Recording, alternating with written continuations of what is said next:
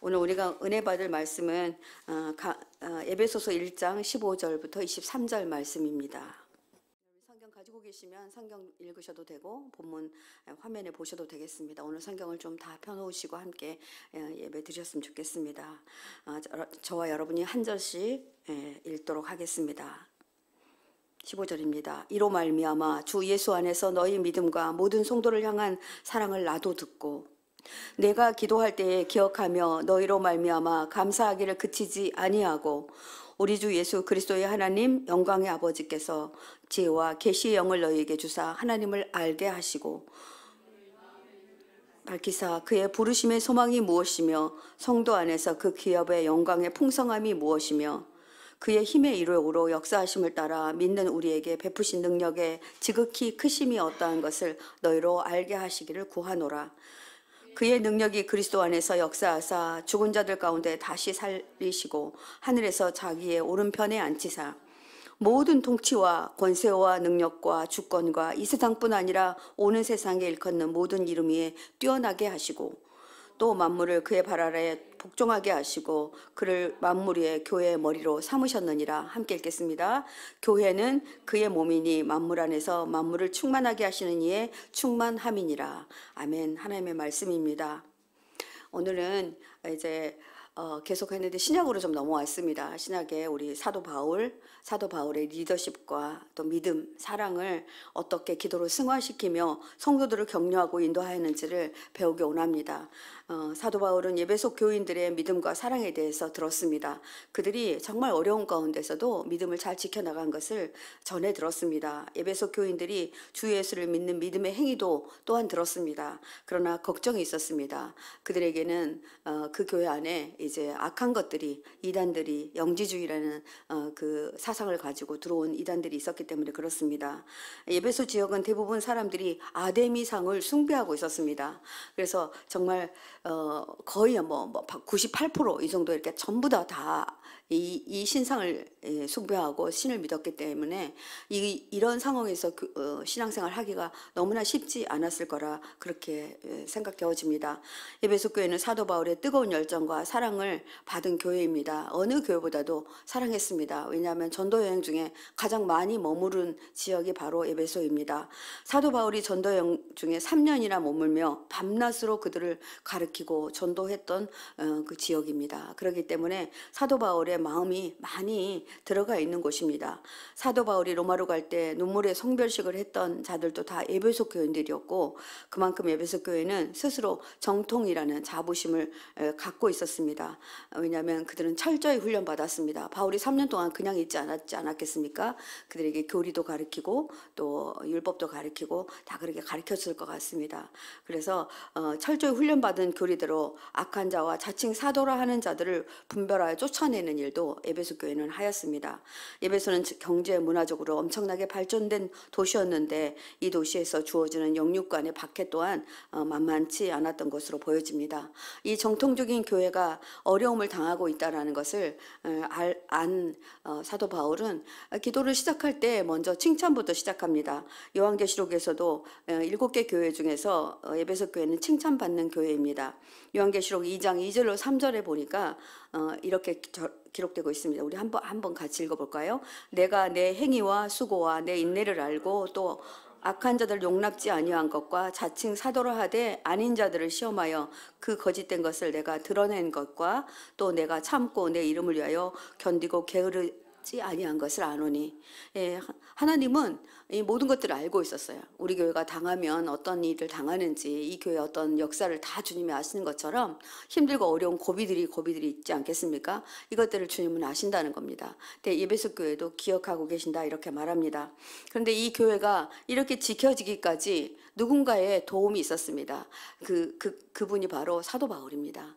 이분은 정말 중보로 어디에 있든지 간에 계속 바로 갈 수 없으니까 지금 뭐 전화도 할 수 있고 SNS도 할 수 있는데 그때는 못했잖아요. 그러니까 사람을 시켜서 인편으로 편지를 보냅니다. 편지를 보내서 내가 너희들 이렇게 해서 기도하고 있어 하고 이렇게 보내주는 그 편지 글들이 이제 에베소서가 만들어지는 근거가 됩니다. 16절에 보니까 바울은 매번 기도할 때마다 에베소 교회에 인하여 감사의 기도를 드렸다고 세워졌다 그래요. 생각해 보면 에베소 교회가 어떻게 이게 세워졌지? 이 우상의 그 소굴 안에 어떻게 이 교회가 세워졌지? 생각하니까 너무 감사해서 정말 감사하면서 하나님께 기도를 드렸다고 합니다. 그래서 저는 오늘 주제를 정하면서 이제 주제가 되게 제목이 되는데요. 야, 이거 정말 그냥 지나갈 수 있는데 아, 그렇구나. 생각해 보니까 저도요. 엄청나게 안 믿는 가정에서 아무도 안 믿는 가정에서 저가 예수 믿게 되었거든요. 너무 감사하더라고요. 그래서 아, 감사기도 그러니까 중보기도가 감사가 빠지면 정말 진정한 중보가 될 수 없겠구나 이런 생각을 했습니다. 기도할 때마다 그들을 기억하고 하나님께 감사기도를 올렸다는 거예요. 그러니까 기도를 시작할 때 하나님 예배석 교회를 세워주신 거 감사합니다. 막 이렇게 기도했다는 거예요. 예배석 교회가 어떤 도시였습니까? 근데 그 도시가 이제 복음의 도시가 되었습니다. 그러함에 감사합니다 이렇게 기도했던 것 같습니다. 여러분 기도할 때마다 누군가가 떠올려진다? 생각난다? 이것은 특별한 사랑의 관계일 때만 가능합니다. 바울은 그들이 생각나는 이유가 어디 있었을까요? 무엇 때문에 에베소 교회가 다른 많은 교회보다 생각이 날 때마다 막 기도를 하도록 하나님이 그렇게 하셨던 것 같아요. 제가 선한목자교회에서 사역할 때 이혼이 이긴 부부를 상담하였습니다. 이 부부는 남편이 잠깐의 외도가 있었습니다. 아내가 이분이 사역자였어요. 남편이. 그런데 정말 그 유혹에 못 이겨서 이제 외도를 한 겁니다. 그러니까 사모님은 절대로 용납이 안 된다는 거예요. 다른 사람이면 모르겠다. 근데 남편이 사역자인데 어떻게 이런 일이 일어날 수 있느냐. 근데 여러분 유혹하는데 안 넘어갈 남자가 없거든요. 사실 사역자도 다 똑같아요. 그래서 이제 막 너무 힘들어 하시더라고요. 그런데 두 분에게 아기가 30살짜리 아이가 하나 있었어요. 그래서 제가 조심스럽게 그럼 이혼하시면 아이는 어떻게 하실 겁니까? 그때 사모님이 자기가 키우겠대요. 아, 그래요. 뭐 그러면서 그런데 뭐 계속 상담을 진행해 나가면서 이제 하나님이 정말 이 가정에 왜 이 일이 들어왔는지를 보게 이제 같이 상담했습니다. 그런 가운데 하나님이 우리 사모님에게 이제 용서할 마음을 주셨습니다. 그래서 이제 남편을 용서하기로 했습니다. 그런데 조건이 있어요, 목사님. 그래서 무슨 조건이냐 그랬더니 남편이 상담을 받아야 이런 일이 다시 없을 거 아니에요. 받으면 제가 이혼을 취소할게 이렇게 얘기하는 거예요. 그래서 그러면 한번 말씀해 보시라고 그래서 전화번호를 주시길래 제가 전화를 드렸더니 오셨어요. 그래서 이제 이분을 상담하게 되었습니다. 그랬더니 남편이 이미 너무 많이 회개하고 있는 거예요. 자기가 그렇게 무너졌다는 것들에 대한 자책감, 그리고 정말 아무리 유혹을 한다 그래도 정말 너무나 교묘하게 유혹을 했더라고요. 그러니까 그 여자분이 이분이 넘어갈 수밖에 없는 상황, 그리고 이분의 빈틈을 끄집고 들어왔더라고요. 아이가 30살이면 굉장히 막 이렇게 많이 손이 가지 않습니까? 그러다 보니까 그 빈틈을 꼬집고 들어와서 유혹을 하신 겁니다. 그래서 이제 넘어갔던 그것들에 대해서도 그래서 자기는 이제 사역을 내려놓았다 이렇게 얘기하더라고요. 그래서 하나님이 이 가정을 크게 쓰시겠구나. 그런데 이거를 잘 통과해야 되겠구나. 이런 생각을 하며 함께 고민하고 기도하고 했습니다. 그런데 이제 상담을 다 하고 이제 이분들이 사역지로 돌아가셨어요. 이제 이혼하지 않고 돌아가셨습니다. 그런데 저한테 기도하게 하는데요. 어떻게 기도하게 하냐면요. 30살짜리 아들만 남자아이 있잖아요. 그 아이들만 보면 그 부부를 위해서 기도하게 하더라고요. 하나님, 저 이제 잘 있겠죠? 뭐 이러면서 누구누구 선교사님 가정 하나님 도와주십시오. 그 가정에 이제 온전히 서기를 바랍니다. 저절로 제가 기도가 하게 되더라고요. 그래서 기도가 이렇게 하게 되는구나. 그래서 정말 이제 기도하고 있었거든요. 그런데 이제 얼마 있다가 이제 그 부모님들이 선한목자교회 다니시니까 제가 선한목자교회 갔다가 이제 사모님의 어머니를 만났어요. 사모님이 어머니가 그러시는 거예요. 목사님 이러면서 우리 아이들이요 둘째를 가졌대요. 할렐루야죠, 그죠? 사이가 엄청 좋아졌다는 거잖아요. 근데 둘째도 아들이래요. 진짜요? 막 그러면서 어찌나 제가 반가운지 막 내 손주 보는 것처럼 반가운 거예요. 그래가지고 올 여름에 들어온답니다. 그래서 저 보러 온다 그러더라고요. 그래서 보고 싶다. 너무 감사하다. 그랬어요. 그러니까 아마 바울도 그러지 않았을까 싶어요. 어디 가든지 에베소 교회가 기억났을 것 같아요. 그래서 계속 기도했을 것 같아요. 그 교회를 세워주신 하나님께 감사하고 자기의 전도의 열매니 얼마나 감사하겠습니까? 저도요, 가정이 회복된 가정 보면 저의 상담의 열매잖아요. 또 목회자의 열매잖아요. 그러니까 너무 감사해요. 그래서 절로 기도가 나오거든요. 그러니까 아마 바울도 그러했으리라 봅니다. 그래서 그들이 회복되어 믿음과 사랑으로 그리스도 안에 있다는 소식, 이만큼 기쁜 것이 없는 거예요. 사역자들 안에 이거만큼 기쁨이 없거든요. 그 가정이 회복되고 복받고, 우리 전 목사님은요, 자기 옛날에 있었던 교회 매덕부자, 목사님 매덕부자라고 그랬죠. 자기가 목회하는 동안에 매덕부자를 거기서 몇 분이나 봤다 그랬죠. 나 잊어먹었어요. 너무 예? 100억 부자를 6명인가? 8명이 100억 부자로 만나기만 하면 그 얘기를 해서 아우씨 나도 기도해야 되겠어. 우리 포도나무 교회도 100억 부자 안 나오지 말란 법 없잖아요. 우리도 한번 그렇게 해왔으면 좋겠다 이런 생각을 하고 그렇게 할 거라고 저 믿습니다. 여러분 아멘 하십시오. 그래서 우리가 이제 우리 포도나무 교회 속장 밴드라는 걸 합니다. 어떻게 하냐면요, 이제 속장들이 모여서 해요. 그래서 맨날 똑같은데 목사님 되게 못 믿나? 왜 우리를 계속 맨날 수요일마다 불러? 그래서 우리 속장들은 사실 속회 예배를 2번 드려요. 똑같은 제목 갖고 똑같은 질문 가지고 목사님 제발 막 내 속에서 그 마음이 나오는데 사실 그걸 말은 안 했어요. 그렇게 하는데 하나 좋은 게 있어요. 어떤 거냐면요, 그때 속회원들을 위해서 속장들 보고 기도하라 그래요. 그냥 저 기도하죠. 이제 짧게 기도하긴 하는데 어떨 때 너무 짧아서 제가 끝나고 나서 더 기도할 때가 있거든요. 그래서 우리 속회에, 저 신경회 속회 속장이거든요. 그래서 저희 속회에 어떤 분을 위해서 기도했어요. 막 기도하는데 한 분을 위해서 기도하게 했어요. 그래서 기도하고 있는데 이번 속회 때 간증이 나오더라고요. 굉장히 좀 힘들었던 그런 상황들이었는데, 그 상황들을 이제 저기 부모님과 자녀들과의 관계였어요. 근데 아이들이 너무 감사하게 할머니를 찾아뵙고 막 애들이 앞에서 재롱을 떠는데 너무 좋았다고 그 이제 며느리 되신 분이 얘기하는 거예요. 그래서 찾아뵙길 참 잘했다 이런 얘기를 하시더라고요. 근데 저 안에서 희열이 올라오는 거예요. 왜냐면 왜요? 내가 기도했기 때문에. 그죠? 기도했기 때문에 기도의 열매가 나는 거잖아요. 그래서 정말 잘했어요. 너무 잘했어요. 막 그래가지고 제가 너무 감사를 드렸던 생각이 납니다. 그래서 우리가 기도하면 그 기도의 열매를 반드시 보게 됩니다. 근데 아마 바울도 그랬던 것 같아요. 여러분, 바울의 리더십은요, 성도들의 믿음과 신앙, 또 그 사랑, 관심, 거기에만 관심이 있었던 것이 아닙니다. 성도들의 삶에도 깊은 관심을 가지고 있었습니다. 그래서 바울의 기도를 보면요, 바울은 자신이 사랑하는 지체들을 위해서 어떤 기도를 할 때 정말 구체적으로 기도해요. 그 기도가 지금 우리가 읽었던 본문 안에 나와 있습니다. 17절에 보니까 이런 말씀이 있어요. 우리 주 예수 그리스도의 하나님, 이렇게 부르죠. 예수님, 하나님 부릅니다. 영광의 아버지께서 지혜와 계시의 영을 너에게 주사 하나님을 알게 하시고, 그러니까 우리에게 이것을 주신 하나님이라는 거예요. 이거를 달라는 기도이기도 하고 이것을 주시는 하나님을 알게 해달라는 기도이기도 합니다. 이 기도는 먼저 지혜와 계시의 영을 주신 분께 영광을 돌리는 기도이기도 합니다. 세 가지 의미가 다 들어있어요. 이 부분을 쉬운 말 성경에는 이렇게 기록되고 있더라고요. 나는 우리 주 예수 그리스도의 하나님이신 영광의 아버지께서 여러분에게 지혜와 계시의 성령을 주셨습니다 라고 기록되고 있더라고요. 그러니까 우리 하나님께서 우리들에게 뭘 주셨냐면 지혜와 계시의 영을 주었다는 거예요. 이거요, 여러분들 그냥 문자로 넘기지 마세요. 엄청난 축복이에요. 엄청난. 사업에도 지혜와 계시의 영이 필요하고요, 공부에도 지혜와 계시의 영이 필요하고, 어떤 가정 안에도 지혜와 계시의 영이 필요합니다. 이 말은 그리스도는 우리 안에 계셔서 이렇게 행하고 계시는 것을 압니다, 믿습니다, 이런 말입니다. 그리고 그들에게 너희들이 그걸 알아라 이렇게 말하고 있습니다. 영광의 아버지는 세모적인 표현이라고 해요. 그러니까 영광의 하나님은 현존과 능력의 강체로서 본절에서는 조명하시는 능력을 암시합니다. 그러니까 하나님이 우리 안에 계셔서 우리에게 지혜와 계시의 영을 조명하셔서 우리를 알게 한다는 겁니다. 너무나 신기하게요, 공부하는 아이들이 이 지혜와 계시의 영을 받으면 공부를 진짜 머리가 어떻든 잘하게 돼요. 그리고 사업이 어떻든 잘하게 된다니까요.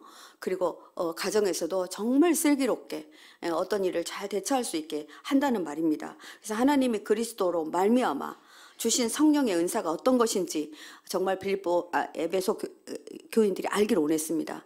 이 능력이 우리에게 있는 자들이야. 우리는 그런 자들이야. 이렇게 말하고 있는 겁니다. 그래서 바꿔 말한다면 에베소 성도들아, 영광의 하나님이 너희들 안에 내주하여 계셔. 그런데 그분이 어떤 하나님이냐면 지혜와 계시의 영을 가지고 계신 분인데 너희들 안에서 계속 역사하고 있어. 그러니 얼마나 귀한 거야. 그리고 내가 이렇게 되도록 기도하고 있습니다. 라고 말하고 있는 것입니다. 아멘이시죠? 그러니까 지혜와 계시의 영이 우리에게 있잖아요. 그러면 정말 슬기로워져요. 저는 몇 번 말했어요. 제가 뭐 어렸을 때 좀 똑똑하다는 얘기를 들었는데 막 50대 넘어가니까 건망증이 장난도 아니더라고요. 막 잃어버리고 이렇게 하더라고요. 그래서 제가 56살에 신학대학을 갔는데 히브리 헬라어를 또 신학 영어를 B+ 이상을 받아야지 졸업을 할 수 있대요. 큰일 났다 싶더라고요. 왜냐면은 헬라어는 몰라도 히브리어는 완전히 지렁이가 기어가갖고 도대체 그 글자가 그 글자 같잖아요. 저걸 어떻게 해요? 처음에는 글자를 이렇게 썼어요. 그때 아니래요. 히브리어는 이걸 거꾸로 쓴다는 거예요. 그래서 막 그렸어요. 어떻게 오겠어요? 그래서 제가 그때 기도했던 거 같아요. 하나님 지혜와 계시의 영을 저에게 주십시오. 이 늙은이에게 정말 주십시오. 저 다 잃어버리고 아무것도 알 수가 없는데 주십시오. 그런데요, 정말 지혜와 계시의 영이 저에게 임한 거예요. 그래가지고 잘 통과했어요. 낙제도 안 하고 통과했어요. 무슨 말이냐면 제가 똑똑해서가 아니라 정말 하나님이 내주하여 계시면 지혜와 계시의 영이 노인들에게도 임한다는 말이에요. 그래서 그게 임하더라고요. 그래서 바울처럼 우리도 누군가를 위해서 기도할 때 지혜와 계시의 영을 주셔서 우리가요, 전도할 때 이 엄청난 하나님의 하늘의 비밀을 어떻게 그들이 알 수 있겠습니까? 그러니까 먼저 기도를 쏘아주셔야 돼요. 지혜와 계시의 영을 주셔서 우리가 전도할 때, 누군가가 전도할 때 그들이 하나님을 알 수 있도록 하나님이 알려달라고 이렇게 기도하셔야 됩니다. 그래서 내주하고 계신 주님의 은혜를 감사하고, 너희들이 하나님을 알고 있다는 것에 내가 감사한다. 성령의 역사를 통해 지혜와 계시에 의해서 하나님을 인격적으로 만나기를 위해서도 기도해야 됩니다. 하나님 지혜와 계시 영을 주셔서 누군가가 전도할 때 하나님 그들이 저절로 주님을 알게 해주십시오. 이렇게 기도하셔야 된다는 겁니다. 8절에 보니까 너의 마음의 눈을 밝히사, 그렇게 말해요. 눈을 밝혀준대요. 눈이 밝혀진대요. 그의 부르심의 소망이 무엇이며 성도 안에서 그 기업의 영광의 풍성함이 무엇이며, 여기에 중요한 단어들이 나옵니다. 눈을 밝히사라는 단어와 부르심의 소망이라는 말이 나옵니다. 그리고 기업의 영광의 풍성함이 무엇인지를 위해서 기도했다는 겁니다. 여러분, 눈을 밝혔다라는 말은요, 눈이 밝아졌다 이런 뜻보다는 마음의 눈이 열렸다 이런 말입니다. 그래서 정말 하나님을 바라보는 눈이 열렸다는 것처럼 아름답게 묘사하고 있습니다. 그리스도인이 되기 이전에 에베소 교인들은 어땠습니까? 모든 것들이 부정적이에요. 저 보면 교회 안에서도요, 부정적인 사람들은 아직 하나님 은혜 가운데 있지 않습니다. 어떤 일이든지 감사함으로 받는 사람들은 하나님 은혜 가운데 있다고 보여져요. 그렇기 때문에 감사합니다. 네. 어떤 일이든지 정말 순종하며 하시는 분 계세요. 그러면요, 정말 눈이 밝아져요. 제 눈도 밝아지더라고요. 그분의 눈이 밝아져 있기 때문에 그렇습니다. 그리고 그들은 18절에 자기들 속에 있는 무지와 자기들의 마음의 완고함 때문에 자기들의 생각이 어두워지고 하나님의 생명에서 떠나 있었기 때문에 정말 그들은 하나님을 알지 못했어요. 그런데 그들 안에 하나님이 딱 임재하고 계시니까 이제부터 하나님을 저절로 알게 되는 거예요. 그리고 그들에게는 어떤 일이 있습니까? 마음의 완고함 때문에 그래요. 완고함 때문에. 마음이 완고하면, 마음이 아주 안 열리면 어떤 말을 해도 다 부정적으로 받아들이잖아요. 근데 그 완고함 때문에 저희들이 그 마음이 열리지 않는 것들 때문에 그것을 위해서 기도했다 이렇게 말합니다. 그리고 그들은 수치감의 감각을 잃고, 수치감의 감각을 잃어요. 잘못하면서도 이게 잘못됐는지, 이게 악인지, 이게 죄인지도 감각이 없는 사람들이 있습니다. 그리고 자기들의 몸을 방탕에 내맡기고 또 탐욕을 부리며, 그리고 모든 더러운 일을 합니다. 이렇게 돼요. 이런 일을 하지 않도록 기도하고 있었던 겁니다. 하나님을 모르는 에베소 교인들은 그동안의 마음이 어두워져 있었고 더 이상 궁극적인 진리를 이해하거나 인식할 수도 없었습니다. 그들은 인간의 출생하면서부터 가지고 있었던 정말 원죄에 대해서 태어날 때부터 가지고 있는 죄에 대해서 무지했습니다. 우리가 처음 교회에 다녔을 때 조그만 아기도 막 응아하고 태어난 아이도 죄가 있다고 하잖아요. 그것은 뭐냐면 부모로부터 물려받은 원죄를 말합니다. 인간은 누구나 자신이 짓지 않는 죄는 죄가 아니라고 생각합니다. 그런데 우리가 죄를 가지고 태어났다는 것, 이 죄가 없어야지만 하나님과 함께 하나님의 나라에 갈 수 있다는 것, 하나님이 우리 안에 오신다는 것을 아무도 알지 못합니다. 이것을 교회는 가르쳐주고 있습니다. 그래서 우리가 전도할 때에 원죄에 대해서 반드시 말합니다. 우리는 처음부터 죄인이었습니다. 아담과 하와가 죄를 지었습니다. 그러므로 우리도 죄인입니다. 이것을 가르쳐 주잖아요. 여기에 무지했던 사람들입니다. 그런데 이들에게 복음이 들어간 겁니다. 그래서 그들이 원죄가 무엇인지, 그리고 진짜 죄는 어떤 것인지 그것을 알게 된 것입니다. 그래서 그들은 마음이 돌같이 딱딱해져서 자신의 잘못에 대해서 알지도 못하고 양심의 가책을 느끼지 못했던 사람들인데, 이런 사람들은 하나님과 원수가 되었던 사람들인데, 하나님의 말씀을 듣고 복음을 듣고 그들이 다시 복음 안에 그리스도 안으로 들어온 것에 대해서 얼마나 감사한지. 바울은 그냥 감사와 감사가 나올 뿐이었습니다. 하나님의 생명에서 떠난 자를, 하나님과 소외된 상태를 말하는데 이 사람을 영적으로 죽은 자라고 말합니다. 근데 이 영적으로 죽은 자를 영적으로 살려놓는 그런 역사가 교회 안에 있다는 것입니다. 그래서 여러분이 교회를 지키는 것이 얼마나 중요한지, 교회가 이 일을 하는 것이므로 교회를 생명의 방주라고 말하잖아요. 그 역할을 해내야 됩니다. 교회가. 그러하기에 바울은 정말 너희가 에베소 교회 너무 힘들고 어려운 줄 알아. 그러나 너희들이 이것을 앉아들이고 이 진리를 앉아들이니 제발 그 믿음을 지켜주세요. 그 믿음이 지켜지기 위해서 제가 기도합니다. 이렇게 기도하고 있는 것입니다. 저들은 살았으나 감각이 없는 상태였습니다. 이런 상태를 영적 문둥병이라고 하는데요. 자신을 방탕하게 방임하여서 어떤 것에도 제한받지 않는 사람들이었습니다. 그래서 어떤 일을 했었냐면 옛날에도 수간도 하고요. 수간 여러분 먼저 아시죠? 짐승과 성행위를 하는 걸 수간이라고 합니다. 그리고 동성애도 했습니다. 여러분 로세 시대 때도 했던 거 볼 수 있잖아요. 같이 동일한 남자끼리 같이 동침하자 해서 안 된다고 얘기했던 거 여러분 기억하실 겁니다.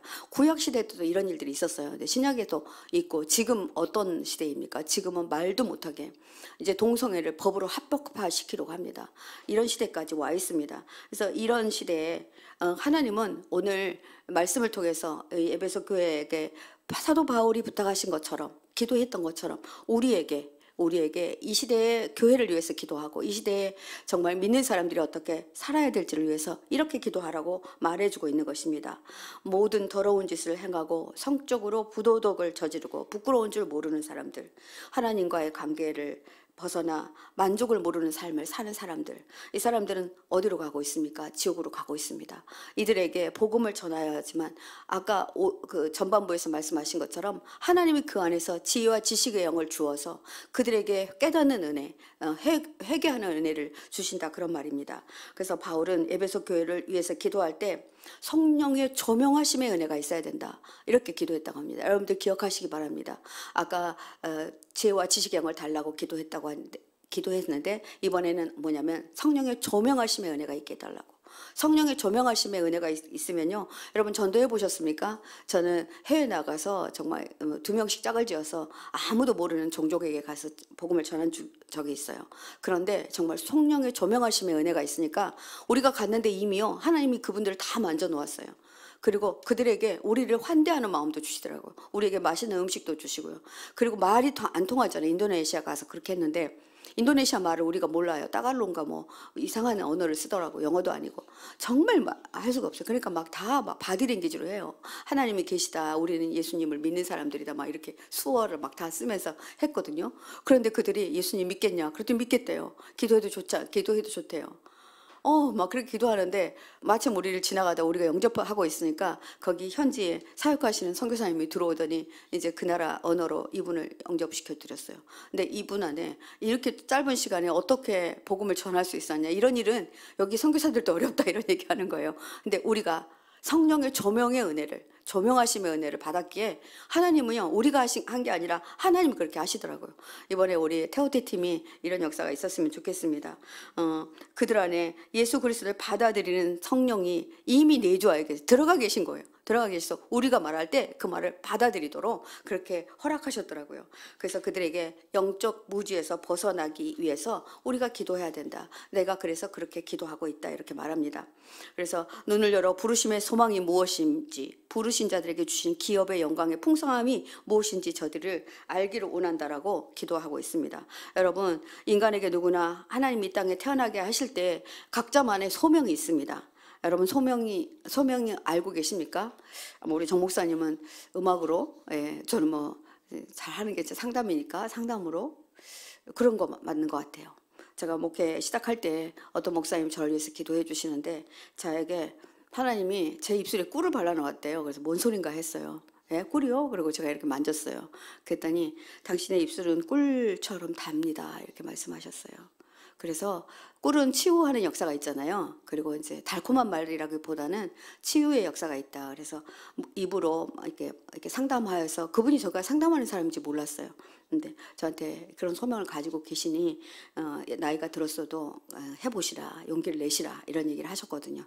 그래서 여러분에게는 어떤 사람은요 섬김의 소명이 있는 분이, 어떤 사람은 사랑의 소명이 있는 분이 계세요.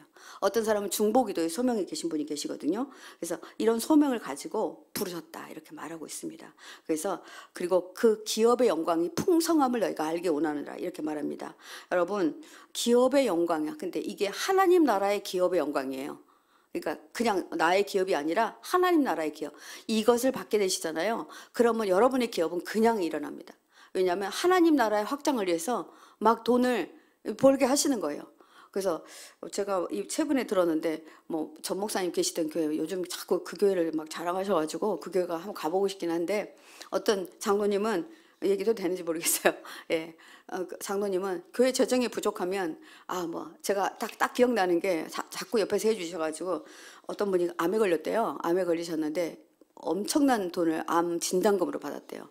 하나님께 기도하고 그 진단금을 전부 다 교회에다 헌금하고 하나님 나 여기 다 헌금해 드리니 나 치료도 안 받겠습니다. 치료 받지 말라는 얘기 아닙니다. 하나님 나 고쳐주십시오 이렇게 했다고 그래요. 믿음으로. 근데 지금 잘 기도하시고 이제 잘 회복하고 계시다 이런 얘기를 들었거든요.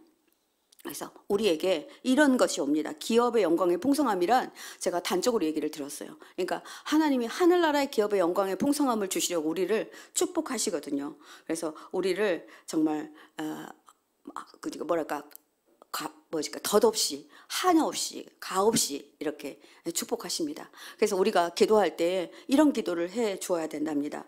그래서 어떤 사람은 평화하는 사람으로, 어떤 사람은 사랑하는 사람으로 다 소명을 가지고 태어나요.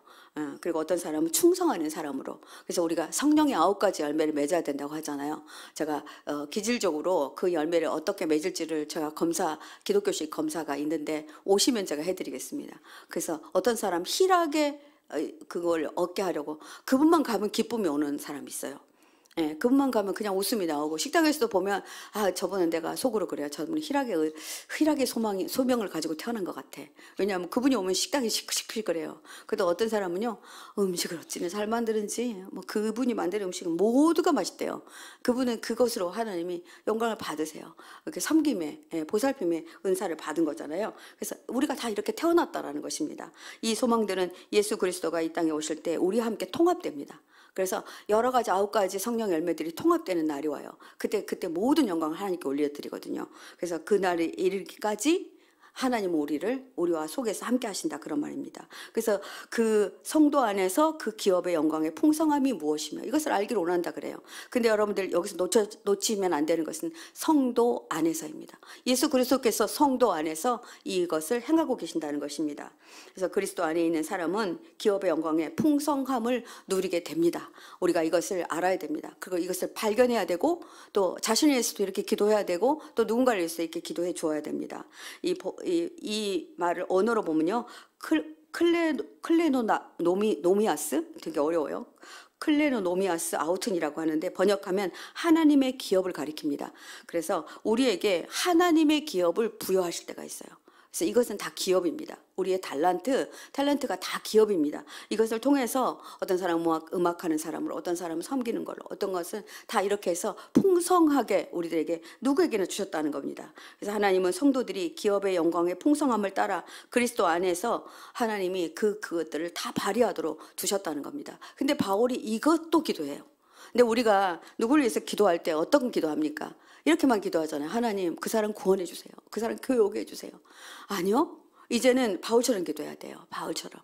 하나님, 그에게 지혜와 지식이 충만하게 임하게 해주십시오. 이렇게 기도해야 돼요. 그리고 그들의 눈을 밝혀서 부르심의 소망이 무엇인지 그 소망을 깨닫게 해주세요.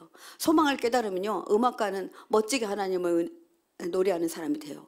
그리고 음식을 만드는 사람은 그 음식으로 사람을 치유하는 사람이 돼요.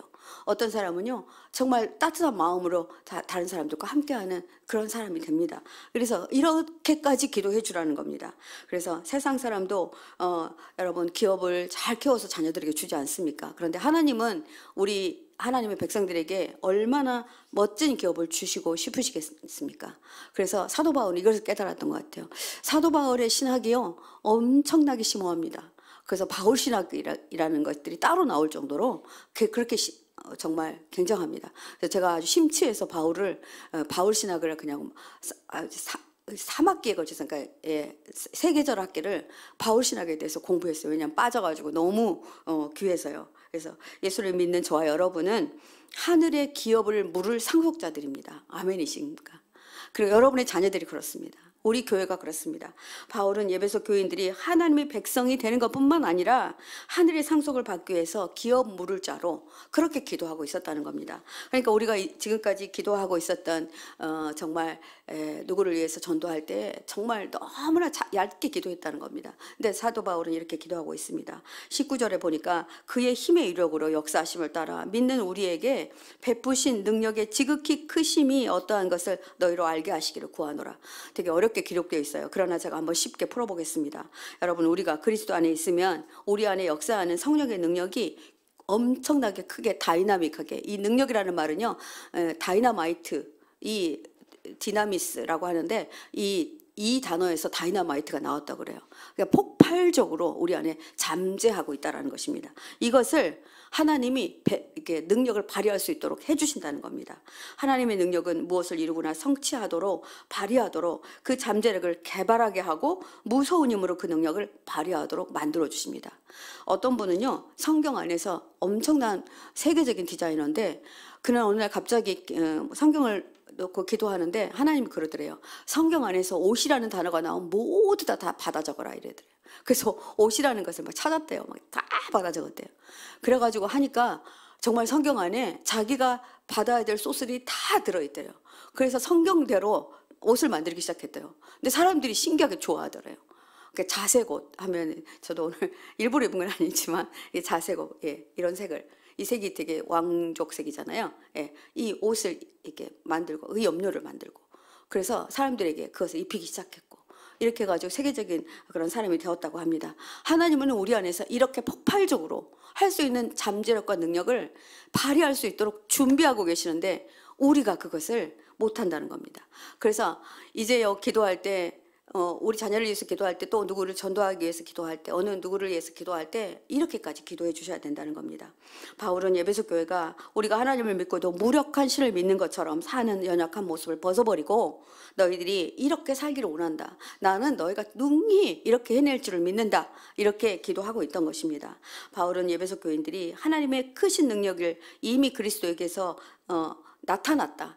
그게 증거가 있다. 이렇게 말하고 있습니다. 그래서 바울은 20절에 그렇게 말합니다. 그의 능력이 그리스도 안에서 역사하사 죽은 자들 가운데서 다시 살리시고 하늘에서 자기의 오른편에 앉히사. 굉장히 간략하게 기록되고 있지만 이미 그의 능력을 그리스도 안에서 역사하셨다. 그리고 그는 이미 엄청난 능력을 발휘했는데 죽었다가 살아나셨다.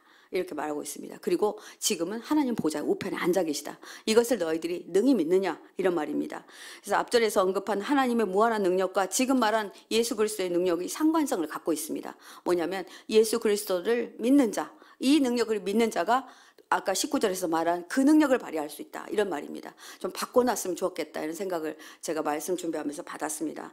그런데 이렇게 기록되고 있습니다. 하나님의 능력은 예수 그리스도를 주라 고백하는 자들에게만 주어집니다. 아무나 주어지는 게 아니에요. 그렇기 때문에 다른 방법이 없고 어떤 신도 이걸 줄 수 없습니다. 하나님은 예수 그리스도를 통한 구원만을 인정하고 그들에게 그 안에 계셔서 이 능력을 발휘할 수 있게 해줄 것이니 너희들은 걱정하지 말고 염려하지 말고 신앙생활 잘해라, 이렇게 말하고 있는 것입니다. 21절에 한번 보겠습니다. 모든 통치와 권세와 능력과 주권과 이 세상뿐 아니라 오는 세상에 일컫는 모든 이름에 뛰어나게 하셨다. 어떤 통치와 어떤 권세와 능력도 이것들을 무마시킬 수 없다, 이런 말입니다. 이 땅의 정사와 권세와 능력, 예수님께 서 받은 이 힘은 어떤 것도 우리를 꺾을 수 없다, 이렇게 말하고 있습니다. 그래서 만물의 위에 뛰어나신 예수 그리스도 이름으로 이제 지금도 역사하고 계시지만 앞으로 오는 모든 세대 가운데도 하나님은 이 이름이 뛰어나게 하실 거다. 그러니까 앞으로 너희들이 믿을 신은 그냥 예수님밖에 없어, 이 얘기를 참 어렵게 써놓은 것 같습니다. 제가 썼으면 이렇게 썼을 것 같은데, 아주 토속적으로 썼을 것 같은데. 그래서 당시 에베소 교회는 영지주의자들이 들어와서 정말 그들을 꼬시고 있었어요. 뭐 다른 곳에 뭐가 있다, 이렇게 꼬시고 있었어요. 그래서 교회 안에 들어와서 성도들을 파괴할 염려가 있다는 소식을 듣고 오히려 그들을 조심해라, 이렇게 말하지 않고 어떻게 하고 있다고요? 오히려 너희들이 가지고 있는 것이 최고야, 최상이야, 이걸 이렇게 말하고 있는 겁니다. 너무 멋지지 않습니까? 우리가 어떨 땐 그렇거든요. 저도 이제 상담할 때 이제 보면 이제 이 말을 꼭 하고 싶은데 그 말은 좀 이렇게 감추어 놓을 때가 있어요. 그리고 오히려 그분이 가지고 있는 남편이 이것도 못하고 저것도 못하고 말도 안 돼요, 뭐 우리 남편이 이래요, 이렇게 하는데, 그럼 제가 살짝 이렇게 질문을 합니다. 그럼 남편의 좋은 점은 뭐가 있을까? 한번 세 가지만 들어보시자고. 그런데 그 세 가지가 엄청나요. 우리 남편은 쉬지 않고요, 그래도 회사는 잘 다녀요. 이것만큼 큰 게 어디 있습니까, 그죠? 엄청나게 맨날 빙빙빙빙 노는 남자도 있는데, 우리 남편은요, 그래도 명절에는 꼭 우리 부모님을 찾아봬요. 얼마나 큰 겁니까, 그죠? 근데 이 큰 것들이 사실은 감추어져 있어요. 그래서 그걸 보게 하거든요. 근데 아마 바울도 그렇게 했던 것 같습니다. 바울은 그 당시뿐만 아니라 오는 세대에도, 그러니까 너희의 후손들까지 이 예수의 뛰어난 이름 앞에 다른 신이 없어, 이렇게 말하고 있는 겁니다. 하나님은 지금도 하나님의 백성을 지켜주시려고 이 땅에 전쟁을 막으시고 계십니다. 그리고 또 재난에서도 구해 주시고 계십니다. 이 땅을 주관하고 계십니다. 이것을 우리가 믿어야 합니다. 세상은 굉장히 어렵게 되어가고 있습니다. 제가 농사 짓는데요, 정말 올해 농사가 어렵습니다. 여러분들 올해 과일이 되게 비쌀 겁니다. 그래서 정말 기후를 위해서 농사 짓는 사람들만 기도하지 말고 여러분도 기도해 주셔야 됩니다. 그래서 세상은 진짜 힘들지만 그래도 하나님은 또 한편에는, 근데 제가 올해 가지 심었거든요. 고추 심었어요. 그러니까 이제 1년생이죠. 걔네들은 잘 돼요. 그래서 제가 웃으면서 뭐가 안 되면 뭐 먹으면 되지, 막 이런 생각을 했어요. 그래서 하나님 감사합니다, 저절로 나오더라고요. 그래서 우리 하나님은요, 언제나 우리를 어떤 방법으로든 지키십니다. 그리고 이렇게 말씀하십니다. 22절에 만물을 그의 발 아래 복종하게 하시려고 그를 만물 위에 교회의 머리로 삼으셨느니라.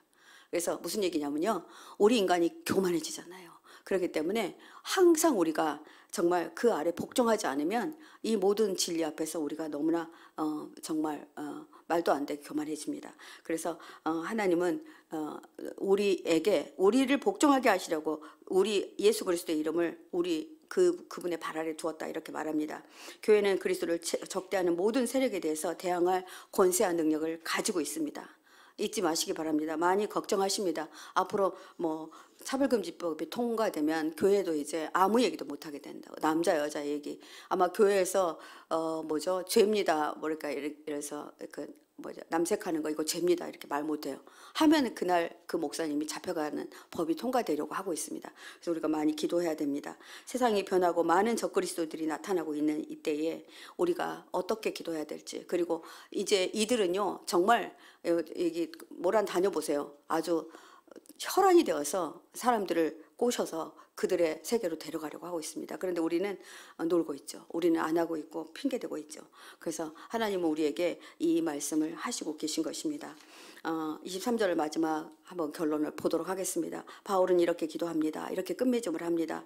교회는 그의 몸이니 만물 안에서 만물을 충만하시는 이에 충만함이라. 그냥 결론이에요. 왜냐하면 하나님이 그의 몸이기 때문에 교회를 충만하게 만든대요. 그래서 가끔씩 보면요, 교회를 이렇게 흔드는 세력들이 들어와요. 그리고 그것들을 합니다. 그러나 하나님은요, 교회를 파괴시키는 걸 보지를 못하세요. 그래서 시험에 빠지지 않도록 도와주십니다. 그런데 전제가 있어요. 이것을 위해서 기도하는 자가 있어야 된다는 겁니다. 그래서 이 충만함이다 이렇게 말한 이유가 뭐예요? 나는 너희들을 위해서 이렇게 기도하고 있어 이렇게 말하는 것입니다. 이 땅의 모든 교회는 만물을 충만하게 하시는 자의 충만함으로 그리스도가 주인이 되셔서 이 교회를 세워가십니다. 이것을 믿음으로 나아가셨으면 좋겠습니다. 교회는 자신의 분량에 완전해지도록 인도하시며 역사하실 예수님을 왕으로 섬기며 모든 일에 그리스도의 충만함으로 세워질 교회는 강력한 부흥이 임할 것입니다. 오늘 이 비밀을 알면 우리도 이 부흥으로 함께 초대될 것입니다. 오늘 말씀을 통해서 사도 바울이 에베소 교회를 어떤 마음으로 아끼고 사랑했는지를 우리가 보았습니다. 바울의 중보기도를 통하여서 믿음이 연약한 성도들을 위해서 어떻게 기도할지, 그들에게 책망하는 것이 아니라 그들을 어떻게 선도할지, 또 믿지 않는 자들은 또 어떻게 기도해야 될지 기도의 방법을 구체적으로 제시하시고 사도 바울이 주시는 그 의미와 뜻을 우리가 잘 발견하고 감사함으로 나아갔으면 좋겠습니다. 그래서 이 기도가 우리 올바른 신앙을 가질 수 있도록 믿는 자에게 또 뿐만 아니라 믿지 않는 자에게도 오늘 이 복음을 제시해 주신다 이런 말이 있죠. 복음이 제대로 수정되어서 완전하게 완벽하게 만들어서 제시해 주신 거라 생각하고 여러분들 집에 돌아가셔서 더 한번 묵상해 보셨으면 좋겠습니다.